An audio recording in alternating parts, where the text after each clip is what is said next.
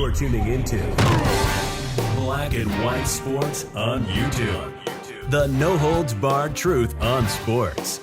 The main event starts now. Well, guys, the left, they are losing their mind.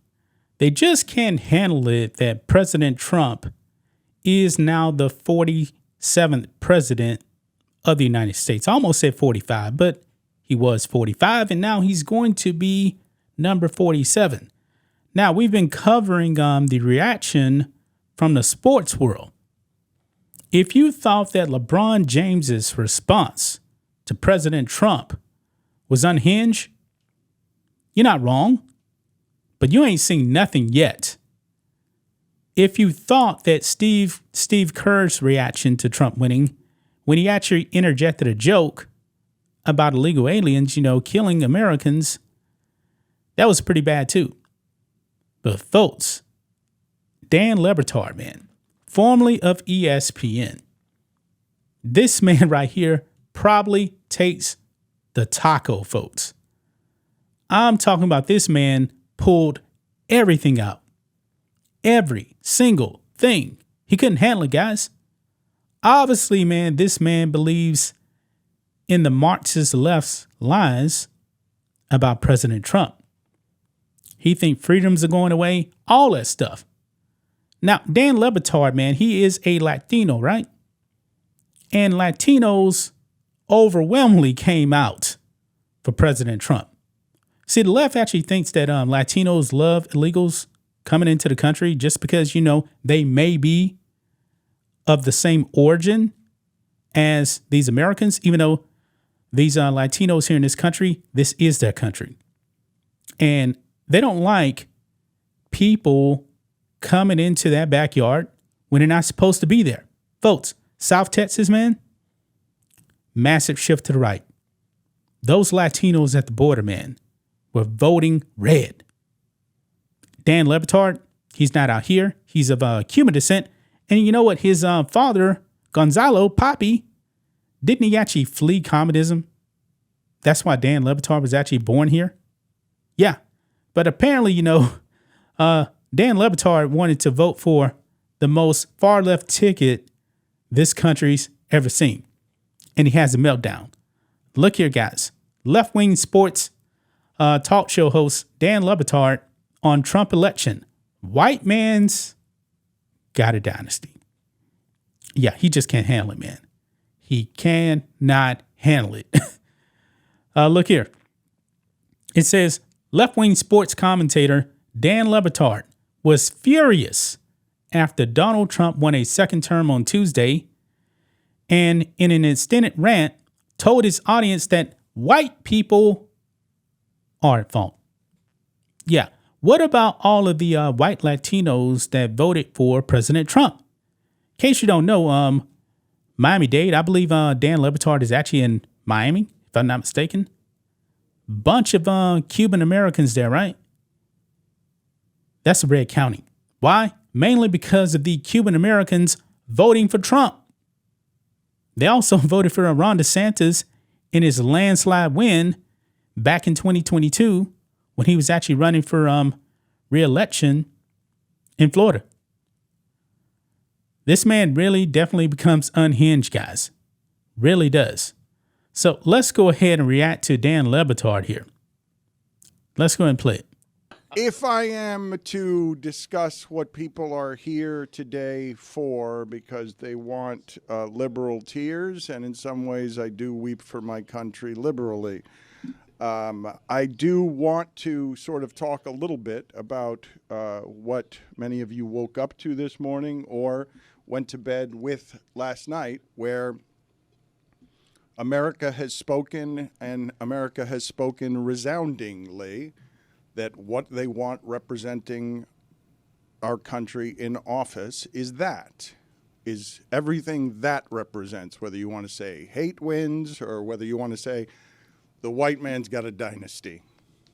And there was that one loss, the Washington Generals, Barack Obama put on them one time, but they're the Harlem Globetrotters. They do not give up the power. And it's a dynasty that will stay in power at least 4 more years because people have spoken and men have spoken. You will not take this power from us. We will overtake the woman's body. What? And will be a threat to minorities and others. And man, you guys heard that right there. By the way, a whole bunch of women voted for President Trump also as well.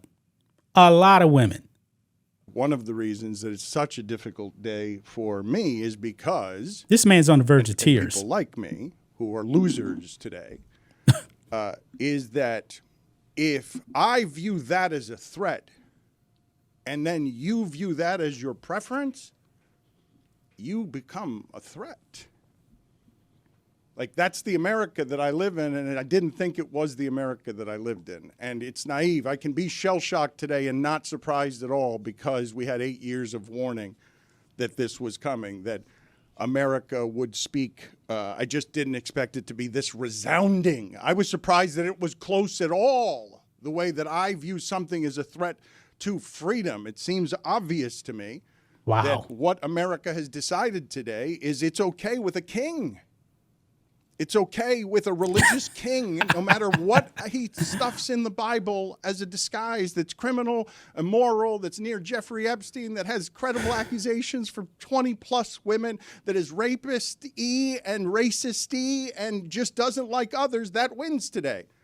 And I can't help but feel like I will keep fighting for these things, even if they lose, and even if it becomes more threatening now in America than it was yesterday, that you are a voice for these things that is appalled by what it is that was just elected into office.